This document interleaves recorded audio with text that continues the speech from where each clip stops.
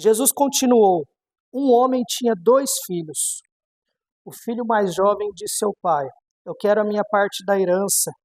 E o pai dividiu seus bens entre os filhos.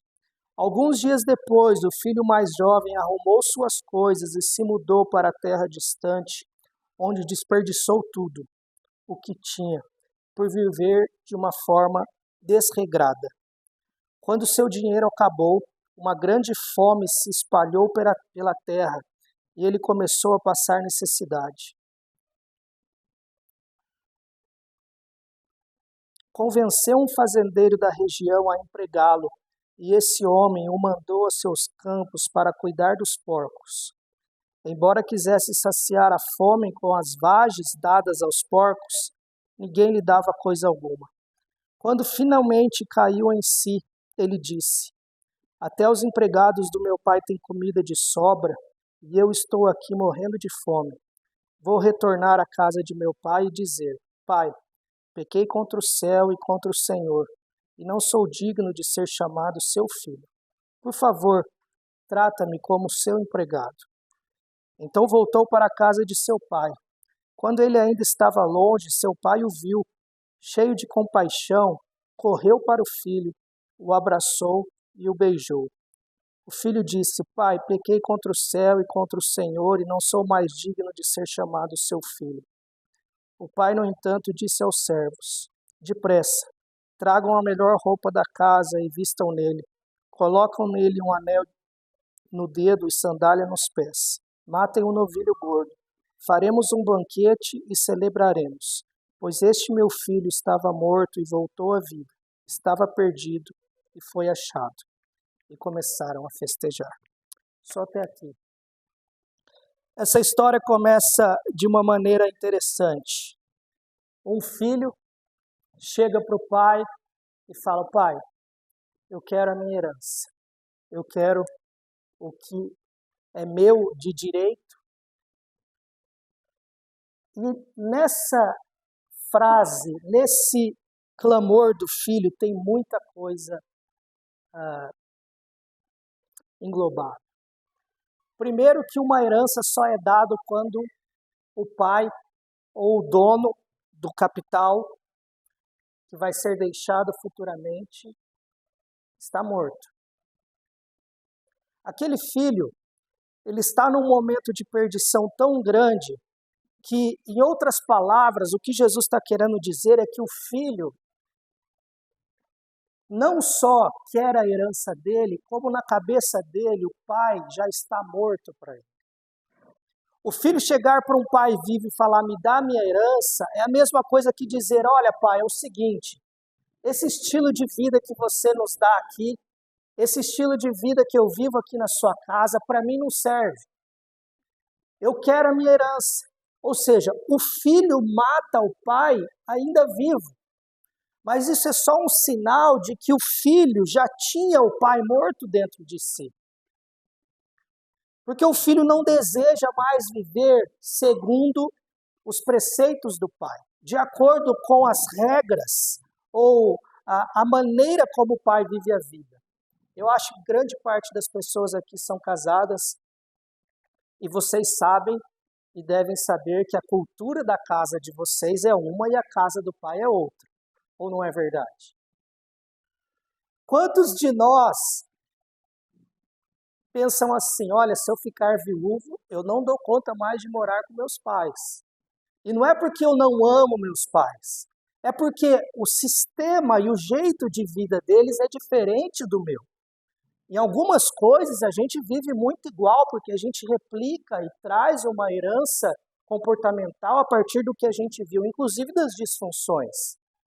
Não à toa que muitos casais replicam o que aconteceu e o que vive em casa, sendo que o que viveu em casa, sendo que sempre criticaram aquilo que viveram em casa.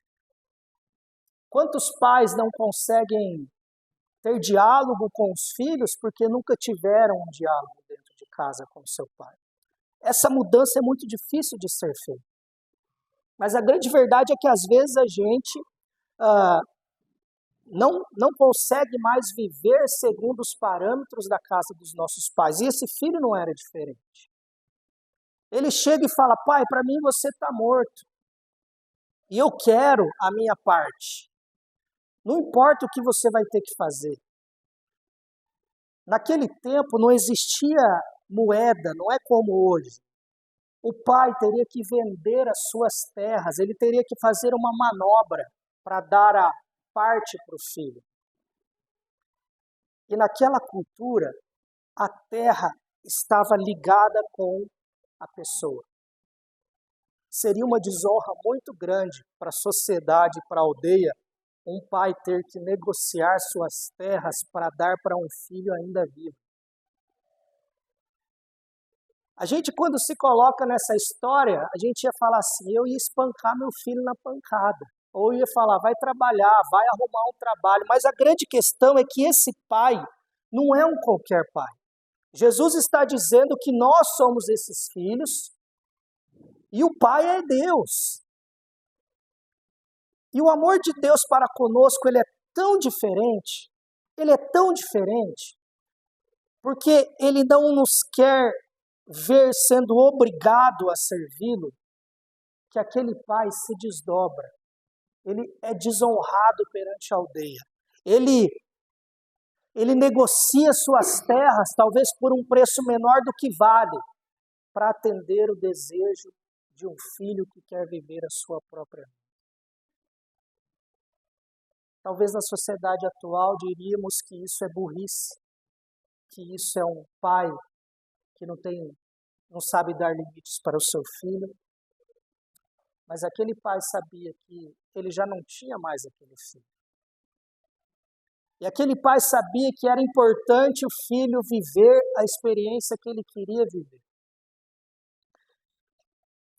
E a Bíblia diz que esse pai, quando vende suas terras, ele dilacera sua própria vida, porque o homem estava totalmente ligado com as terras que possuía. E ele faz isso por amor àquele filho, ele entrega aquela herança. E a Bíblia vai dizer no versículo 13 que alguns dias depois o filho mais jovem arrumou as coisas e se mudou para uma terra distante. A raiz grega desse arrumar as coisas quer dizer que ele precisou desfazer-se daquilo que ele pegou. Porque muitas coisas que ele pegou provavelmente foi em bens, foi também um pedaço de terra, foi um quinhão de terra. E ele estava tão desesperado para sair da casa do pai que possivelmente ele foi negociando e vendendo muito mais barato, simplesmente para ter aquele negócio e sair. Você já esteve num lugar que você não aguentava mais ficar? Quando a gente estava pastoreando em Florianópolis, eu me lembro que a gente entendeu que chegou o nosso tempo lá. Nós ficamos 3 anos lá, e chegou um momento que eu falei assim, não é mais, né, amor? Não é. E a gente queria tanto, depois que a gente avisou, a gente tinha que desfazer de algumas coisas. Sabe naquele momento que, para ir embora, quanto que vale? Vale 1.000? Não, faz 300 para a gente ir logo. Vende logo, dá isso, não precisamos disso. Quando Jesus diz que ele arrumou essas coisas, a raiz grega do texto original está dizendo que ele fez isso, ele se desfez porque ele estava farto de ficar na casa do pai.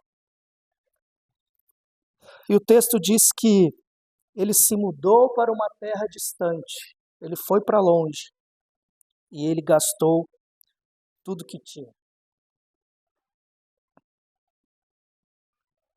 Ele preferiu escolher o caminho do autoconhecimento. Ele preferiu escolher o caminho de eu quero viver a vida do meu jeito. E essa é a história de todos nós. Um dia nós chegamos para Deus, em Adão, e dissemos o seguinte, olha, essa vida que o Senhor nos deu para mim não interessa. Essa vida que o Senhor nos deu, eu não quero viver. Eu quero viver a vida do meu jeito, fazer as minhas leis, as minhas regras. Tanto é que a gente lê em Gênesis a tentação que Eva caiu, é que a serpente disse, olha, se vocês comerem isso, vocês não vão morrer, vocês vão ser igual a Deus, ou seja, vocês vão ser o Deus de si mesmos. E a história do filho pródigo é a história de um homem que está querendo ser o Deus de si mesmo. E nós tentamos fazer isso na nossa vida todos os dias. Nós tentamos tomar conta da nossa vida do nosso jeito. Nós queremos criar as nossas regras, sejam elas éticas, morais, espirituais. Regras que foram traçadas pelo Criador. Eu já falei isso para vocês, mas eu sou um péssimo marido no que se diz respeito a coisas da casa. Eu não sou bom. Direto tem marido de aluguel na minha casa. Não sei se aqui é igual. Eu com uma furadeira na mão é um perigo.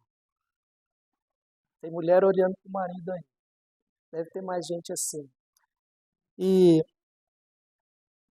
eu me lembro que certa vez eu comprei um guarda-roupa e eu bati no peito e falei, deixa com o pai. O pai vai montar o guarda-roupa. E veio um manual no guarda-roupa, um passo a passo.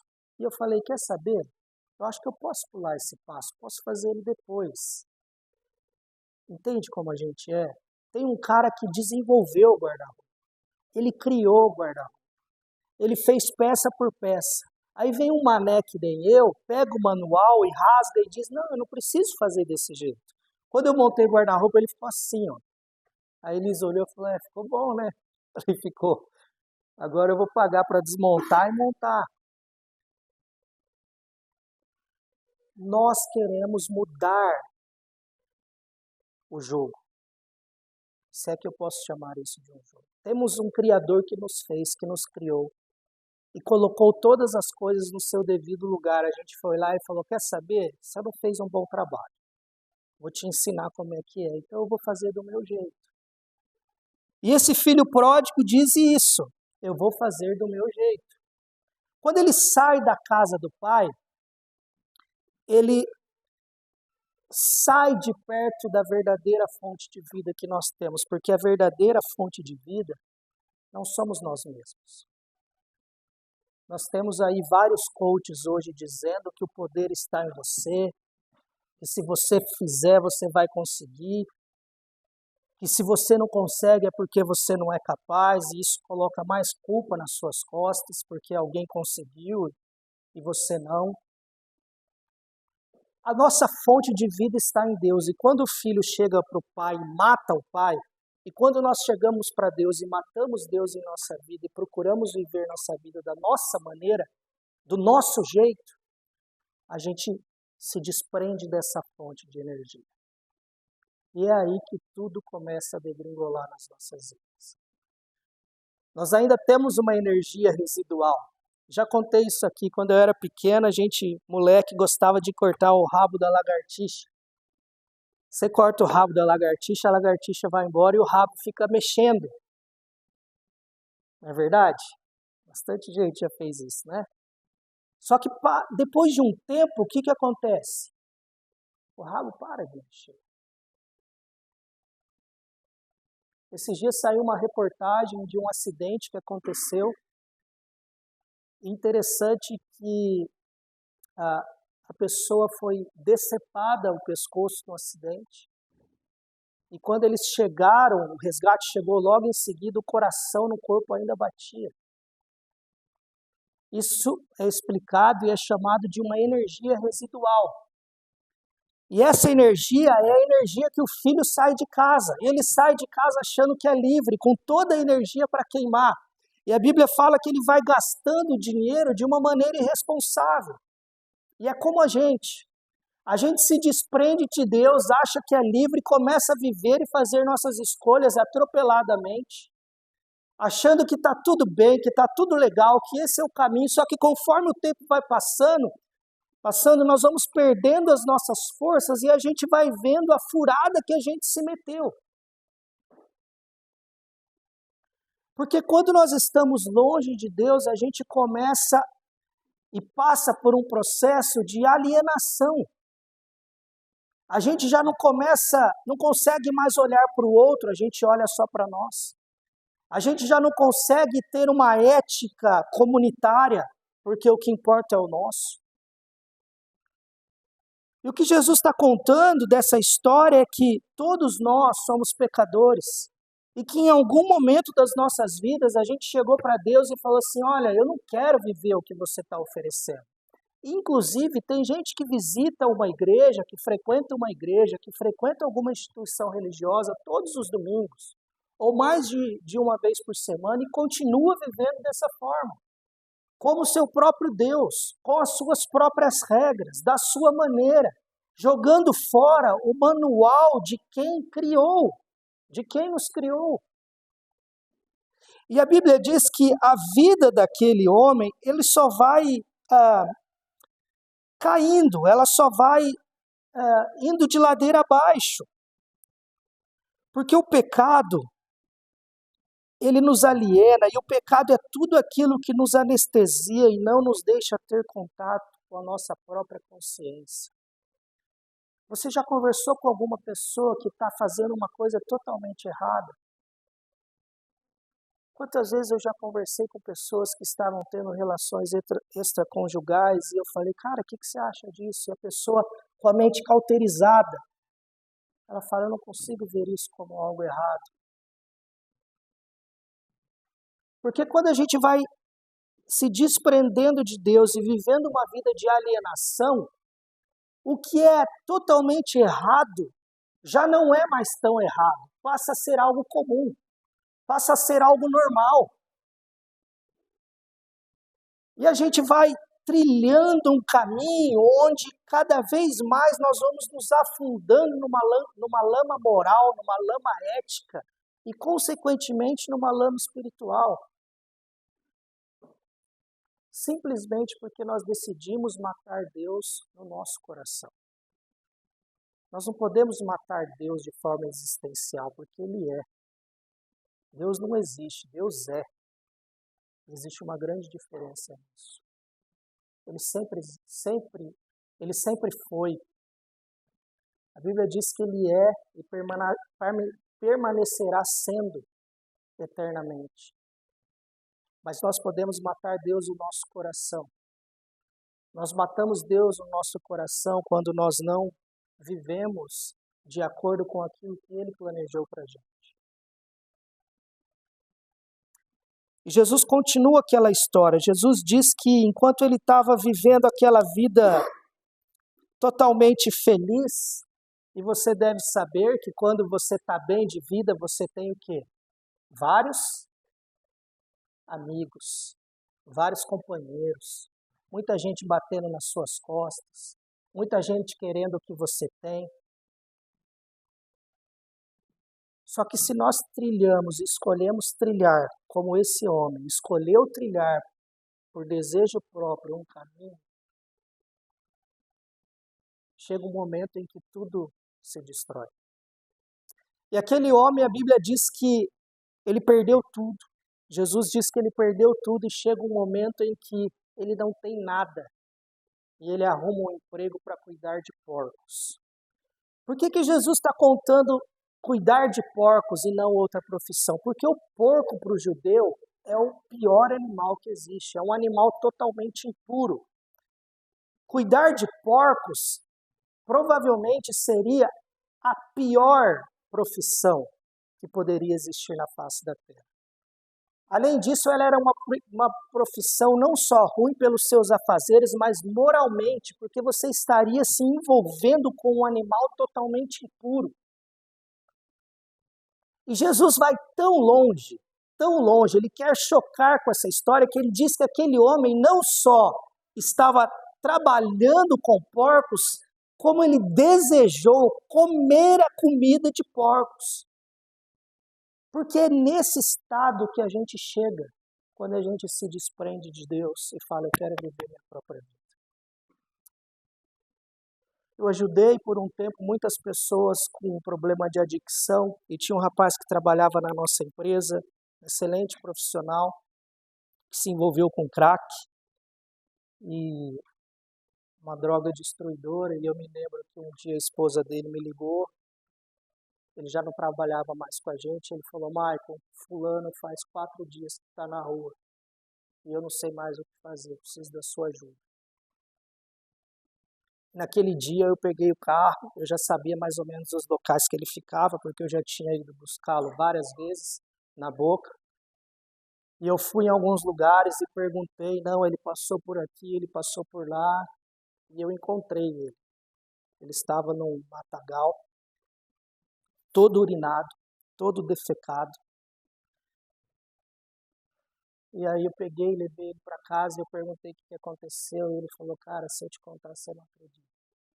Eu falei, o que foi? Ele falou, eu peguei meu salário, fui na Boca, peguei em pedra, o cara colocou num saquinho, só que na hora de me entregar o saquinho, ele fez um furo embaixo.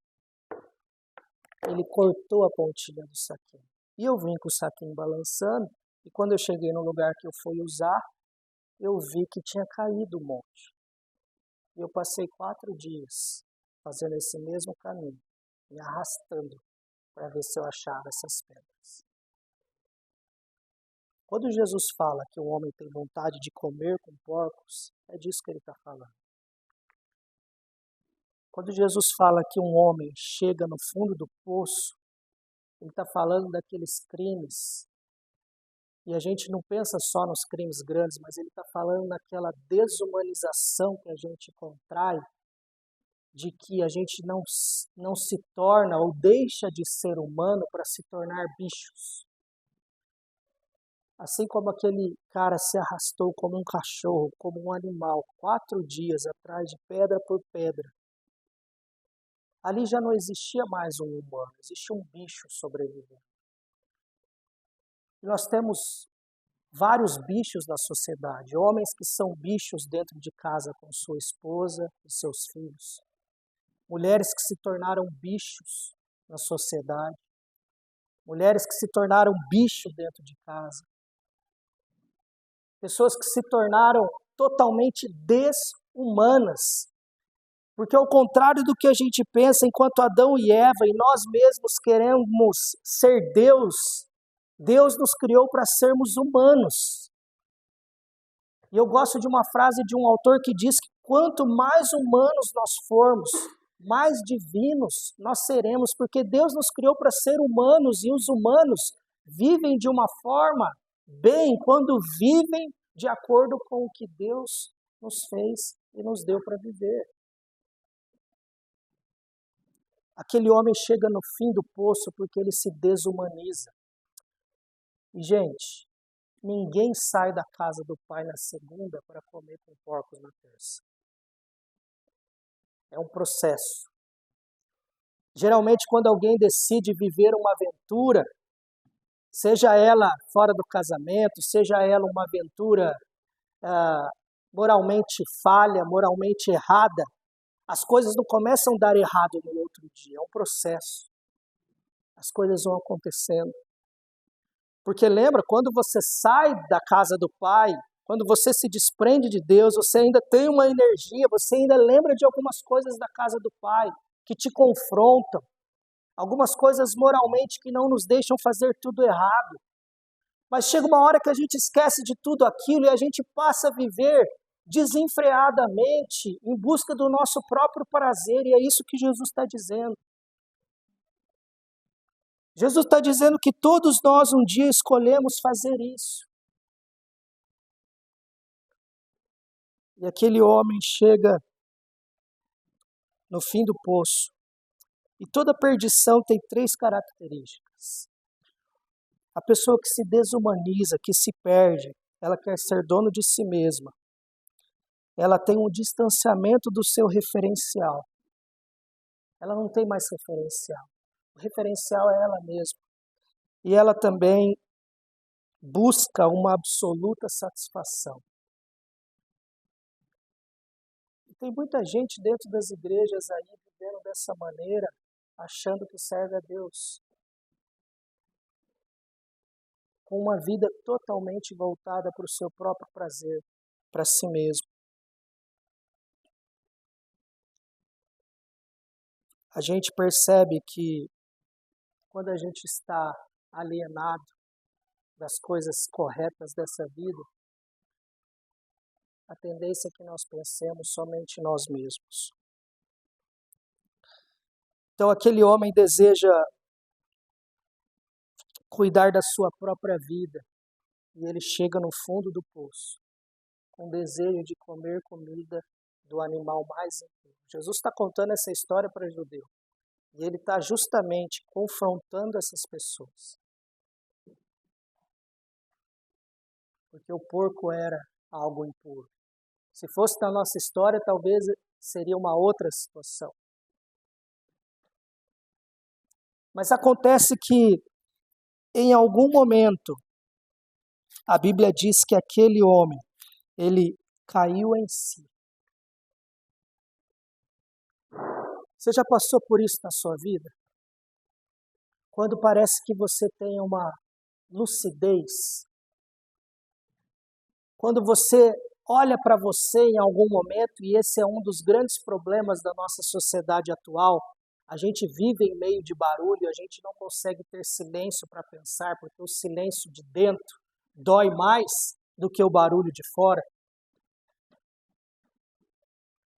E a gente não consegue parar para meditar e pensar sobre nossa própria vida, mas em alguns momentos, quando a gente faz isso, a gente para e pensa e fala, meu, o que eu estou fazendo? O que eu fiz da minha vida? O que eu estou fazendo do meu casamento? O que eu estou fazendo com meu filho? O que eu estou fazendo com a minha vida? Onde eu cheguei? A Bíblia diz que aquele ser humano, aquele filho, chegou nesse momento em que ele parou e pensou.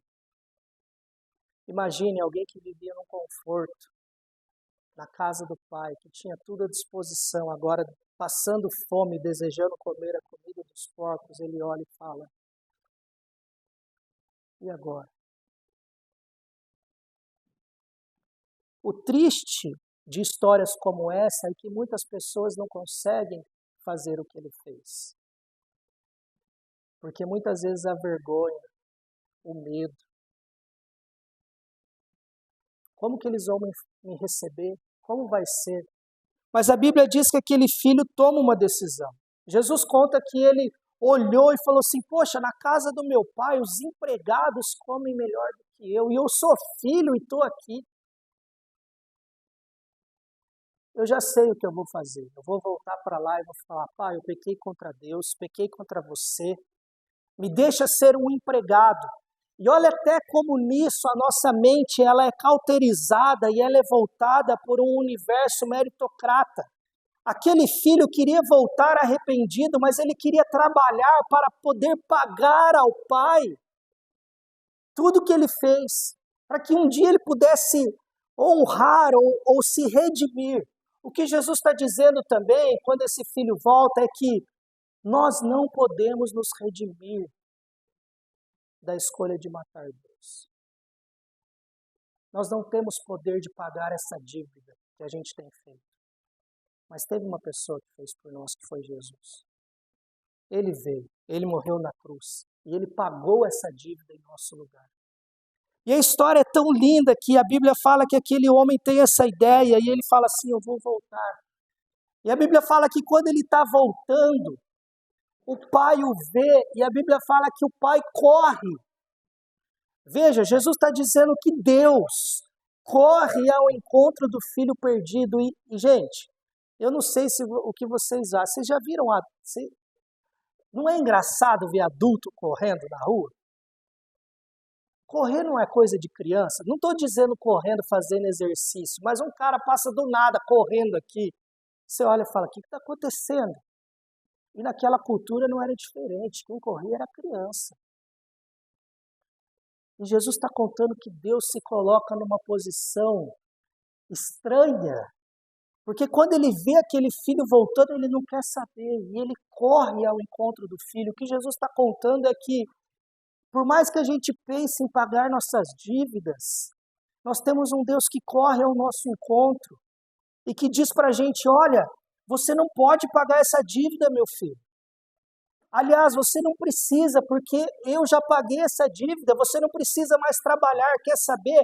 Toma aqui uma sandália nova, pega um anel que sempre foi seu, mata um novilho, mata aí um boi, vamos comer uma carne, vamos celebrar porque você voltou para casa e isso é o mais importante. Aquilo que você viveu eu não quero saber. O que me importa é que você se arrependeu e está de volta em casa. Só que isso era chocante para aquele povo. Aliás, é chocante para nós, sabe por quê? Porque a gente acha que quem estupra, quem mata, tem que pagar mesmo, tem que morrer, tem que ir para o inferno. A gente acha lá no fundo que bandido bom é bandido morto. A gente acha lá no fundo que pessoas que cometem determinados crimes não podem ser regeneradas. E isso nos coloca num patamar melhor do que elas. Você já ouviu a conversa? Eu não faço nada de errado, eu não mato, eu não roubo. Ou seja, a gente se coloca acima de pessoas que cometem crimes assim, mas Jesus vai nos dizer que todos nós pecamos. Talvez você não enfie uma faca em ninguém, mas você mata uma pessoa todo dia com as suas palavras, colocando ela para baixo, dizendo que ela não presta, dizendo que ela é burra, tratando ela como um animal, fofocando e destruindo a vida dela por detrás. Isso não é diferente de enfiar uma faca no coração de alguém. Mas a gente vai categorizando os pecados e a gente vai se auto-justificando como se nós fôssemos melhor do que outras pessoas, simplesmente porque nós não cometemos crimes horríveis. Mas Jesus vai dizer que todos nós, em algum momento, chegamos para o Pai e dissemos, dá a minha parte da herança. E a grande reflexão que eu queria deixar hoje é, em que parte dessa história você está? E eu estou. Eu voltei a ler alguns livros. Existem muita literatura. Veja, alguém escreveu 300 páginas só sobre esses versículos, porque é um conteúdo muito rico. E eu parei a pensar onde eu estou nesse momento. Porque tem dia que eu chego para o meu pai, para Deus e falo, me dá minha herança. Sabe por quê? Eu não quero ficar passando isso que eu estou passando, não. Quero fazer do meu jeito. O seu jeito está errado, Deus. Você me deu um filho autista, seu jeito está errado. Deixa que eu faça do meu. Já que o senhor não foi competente para fazer isso, deixa que eu faça do meu. Ou eu quase perdi meu filho, ou eu perdi meu emprego, ou eu perdi meu trabalho, ou eu tenho que aguentar essa mulher aqui. Eu me perguntei essa semana em que áreas da minha vida eu estou chegando para Deus e dizendo, me dá aqui a minha herança. Deixa, dá aqui o controle da TV. Deixa que eu vou colocar os programas que eu quero.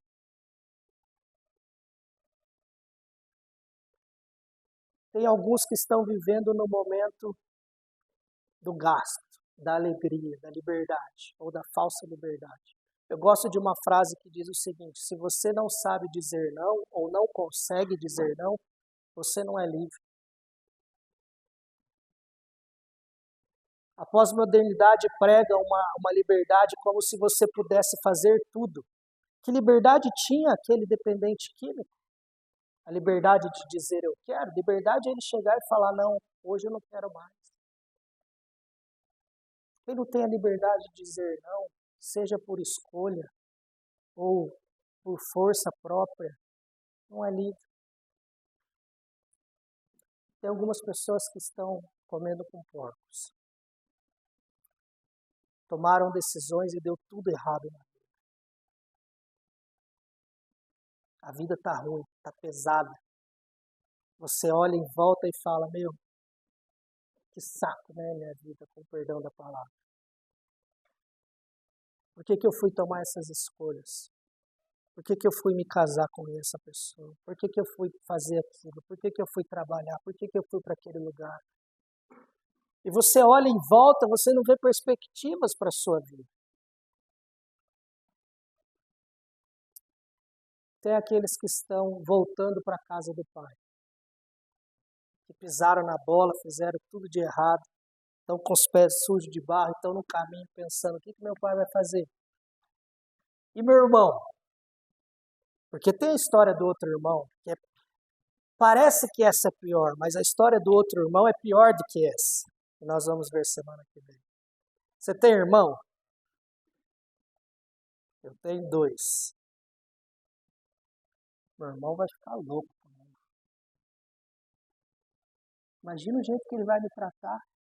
Porque ele ficou lá cuidando do meu pai, eu saí, gastei tudo, agora eu vou voltar quebrado.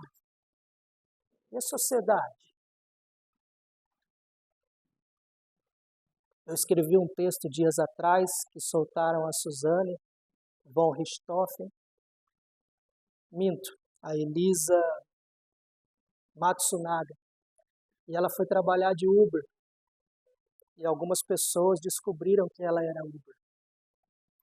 E o comentário da sociedade é o que me espanta.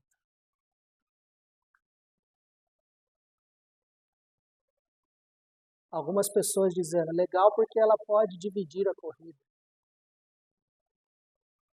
Homens criticando e mulheres dizendo, eu prefiro andar com ela do que um homem que eu não conheço que pode abusar de mim. Um show de horrores. Mas o que mais me espanta é que nós temos uma justiça dos homens. Nós temos aqui algumas pessoas envolvidas e sabem muito mais do que isso, que eu, sobre isso. A justiça determinou. Ela pagou a pena. A gente pode discutir se a pena hoje é algo condizente ou não, mas ela pagou a pena e quando ela sai, ela não vive mais. E a gente faz isso dentro da igreja às vezes. A gente olha para algumas pessoas e fala, esse aí, ó, segundo casamento, terceiro casamento, e se não cuidar, vai para o quarto. A gente aponta o dedo. Porque o que a gente quer ver é o circo pegando fogo às vezes. Uma das maneiras da gente se achar mais santo que o outro, ou melhor que o outro, é procurando defeito na vida dos outros. Porque você olha e fala assim, do que aquele ali, vixe, eu sou muito melhor e isso levanta o nosso ego. Quando na verdade Jesus está dizendo que nós somos tudo farinha do mesmo saco. Porque a Bíblia vai dizer que todos pecaram, eles estão longe da graça de Deus. E talvez você esteja nesse caminho de volta, pensando, o que eu vou falar? Será que meu pai vai fazer o quê? Será que ele vai me dar um emprego? Será que ele vai deixar eu ficar lá? Como que vai ser o olhar das pessoas que sabem o que eu cometi de errado? E eu tenho caminhado com muita gente que fez coisa errada no passado e hoje carrega uma mochila de culpa nas costas. E não consegue se desprender dessa culpa, desse mal, como se nós fôssemos aquilo que a gente fez. Sabe aquele filme, Eu Sei O Que Vocês Fizeram no verão passado? Tem gente que vive essa história desse filme. Porque ela pisa o pé fora de casa e todo mundo está dizendo, eu sei o que você fez, eu sei o que você fez. E os fariseus, Jesus estava contando essa história para os fariseus e alguns pecadores e alguns mestres da lei. Nessa hora eles estavam dizendo, nossa, quando ele chegar em casa o pai vai trucidar ele. Porque esse cara merece pagar, ele merece queimar no fogo dos infernos até o último minuto. E é por isso que muita gente não quer saber de Jesus, porque a justiça de Deus para a gente é injusta.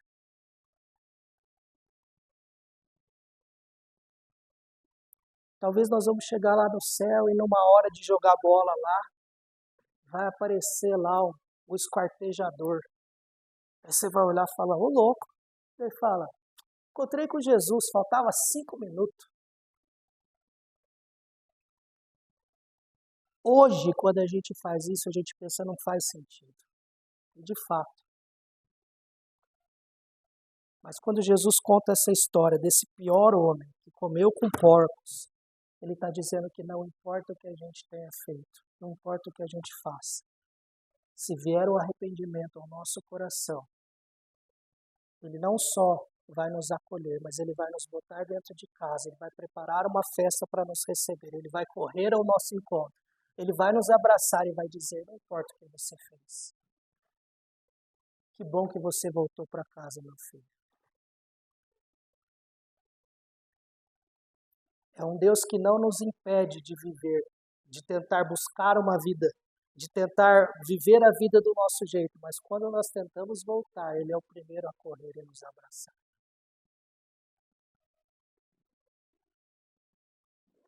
E Jesus conta essa parábola para dizer que não importa aquilo que nós tenhamos feito, não importa o nosso passado, não importa se nós já comemos com porcos, não importa a sujeira que há nos nossos pés e quanta lama e quanto sangue há nas nossas mãos.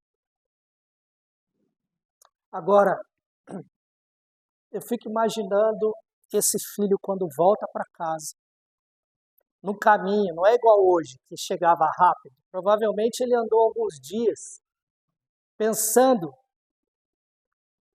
Quantas vezes ele parou e falou assim, acho que eu não vou mais não, vou ficar aqui, não vou mais. Só que quando ele chega, a surpresa de ter um pai que te abraça, e ter alguém que diz, olha, está tudo pago, está tudo certo.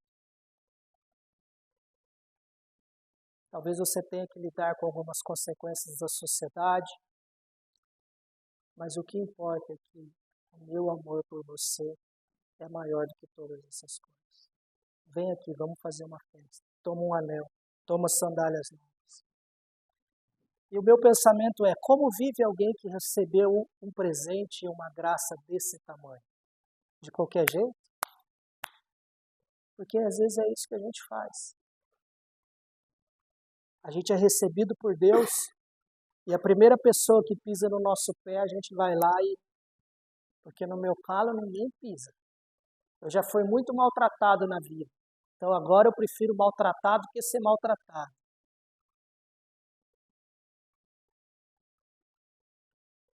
Jesus está falando que o presente que Ele nos deu é tão grande. E agora Ele nos convida a compartilhar esse presente com as outras pessoas.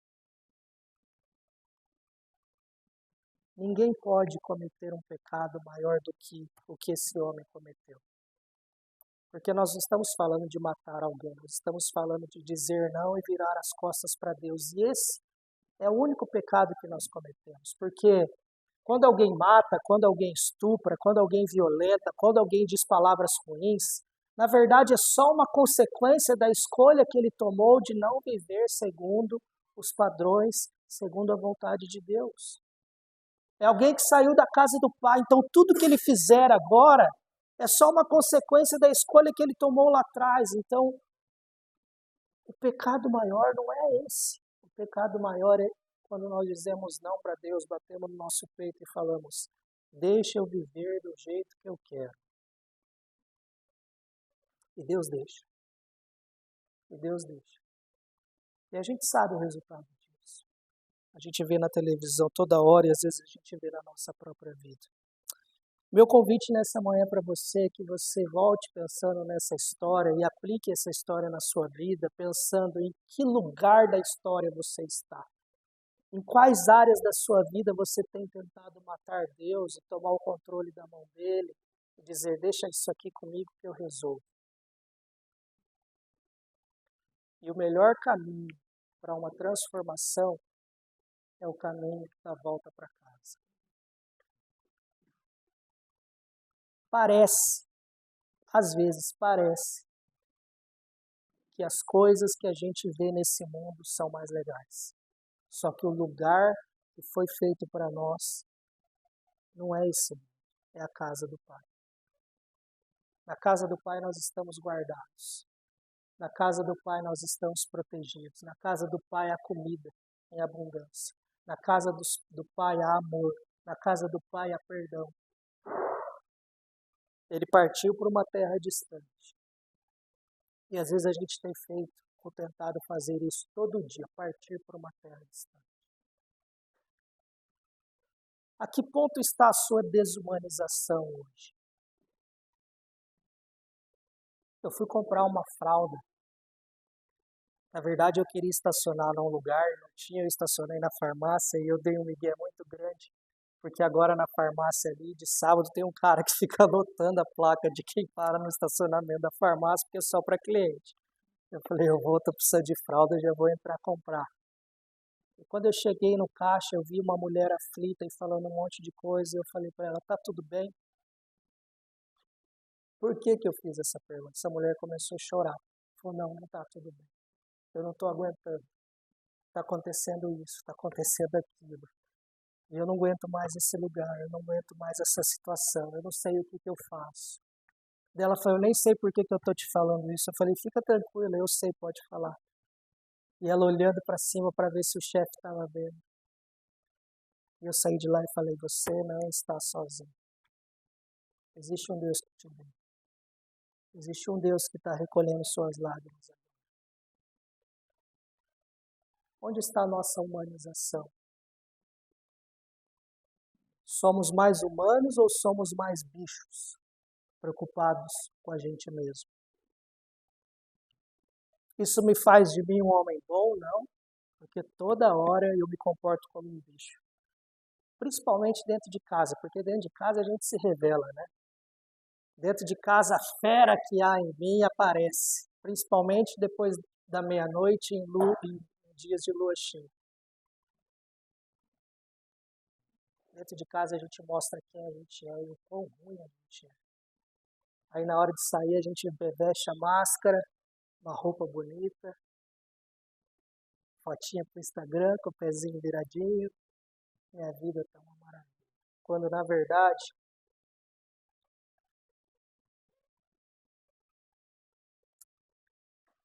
para encerrar, eu lembro de uma frase que um amigo, que inclusive eu tenho tentado procurar ele não está bem, mas eu não consigo achá-lo.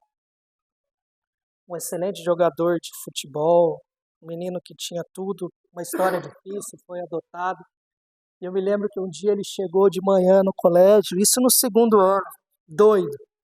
Devia ter fumado uns baseados, 7 horas da manhã, e a galera não perdoava, né? Chegava para ele, falava para ele fazer umas coisas loucas na sala, ele estava muito louco, ele fazia, e ele dava um carrinho.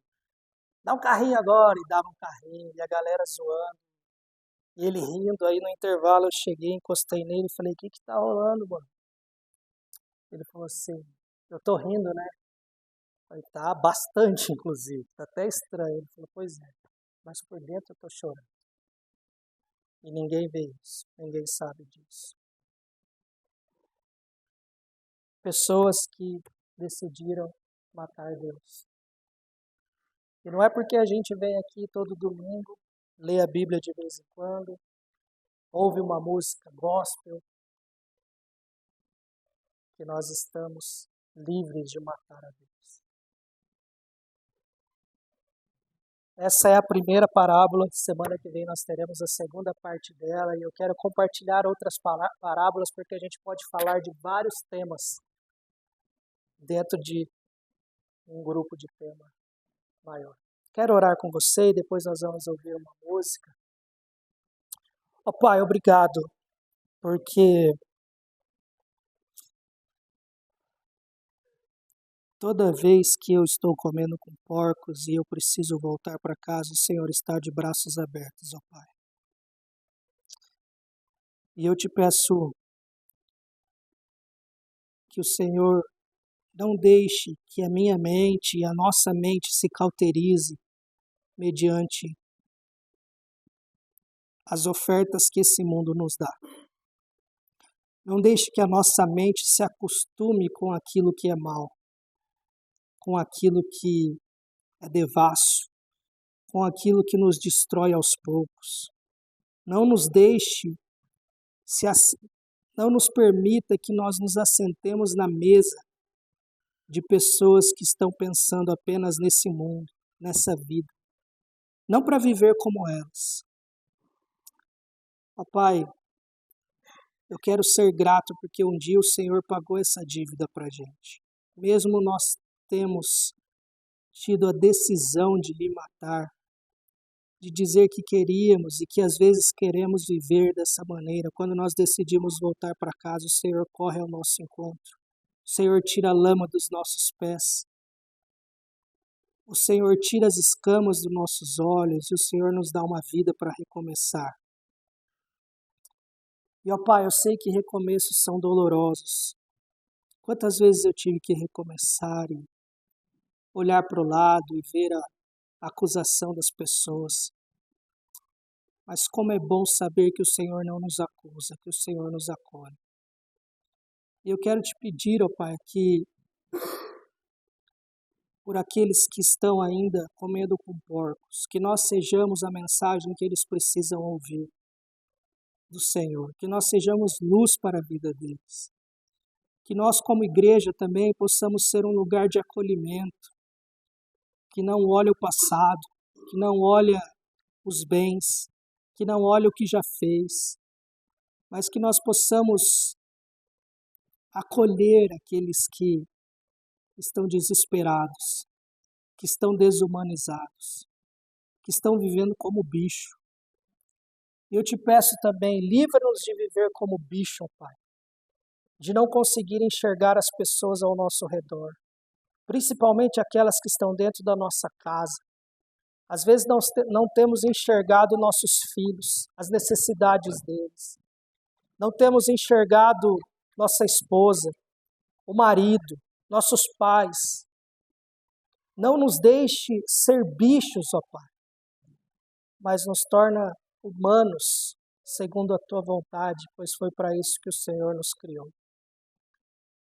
Livra-nos de todo desejo de sermos deuses de nós mesmos. Livra de todo desejo de fazer as coisas do nosso jeito. Que o Senhor tenha misericórdia. E obrigado por essa história, porque essa história nos traz esperança, nos traz vida. Porque quando nos arrependemos, sabemos que podemos voltar para a casa do Pai e sermos acolhidos pelo Senhor. Que nós possamos desfrutar dessa graça, entender que não é mérito, não é aquilo que a gente pode fazer para comprar o seu perdão, a sua graça, mas é aquilo que o Senhor fez por nós. Te agradecemos, ó Pai, em nome de Jesus. Amém.